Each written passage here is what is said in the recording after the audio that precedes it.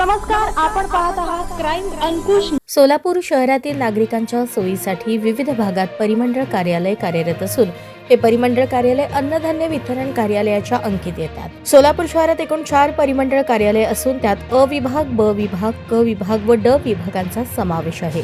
शहरातील रेशन प्रणाली सुव्यवस्थित चालावी, त्याचबरोबर शिधापत्रिका धारकांना धान्य वेळेवर मिळावे, त्याचबरोबर नवीन शिधापत्रिका, दुबार शिधापत्रिका, विभक्त शिधापत्रिका, युनिट वाढ, कमी सह झोन बदल अशी नागरिकांची शासकीय कामे याच परिमंडळ कार्यालयामधून केली जातात। या 4 परिमंडळ कार्यालयावर अन्नधान्य वितरण अधिकारी यांची देखरेख असते। सोलापूर शहरातील पार्क चौकात परिमंडळ कार्यालय ड विभाग असून या परिमंडळ कार्यालयात गेल्या अनेक वर्षांपासून बेकायदेशीरपणे इम्रान व कर्नूल नावाचे 0 कर्मचारी काम करत आहेत।